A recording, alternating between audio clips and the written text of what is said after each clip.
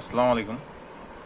জি, এখন যে প্রজেক্টটা আমি নিয়ে আসছি সেটা হচ্ছে অটোমেটিক থিপ ডিটেক্টর, অথবা এটা বলতে পারেন আপনি অটোমেটিক ইনডোর ল্যাম্প, যেটাই বলেন।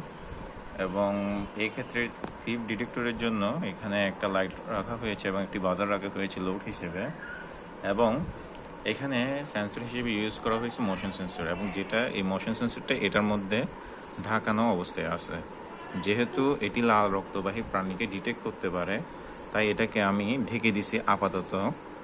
কিন্তু যখনই এটা উঠাবো তখন সেটা আমাকে ডিটেক্ট করতে পারবে, এবং লোড হিসেবে যে বাজার আছে এবং যে লাইট আছে এগুলো একসাথে অন হয়ে যাবে।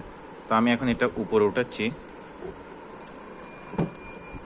তো দেখতেই পাচ্ছেন লোড হিসেবে এগুলো অটোমেটিকলি জ্বলে উঠছে।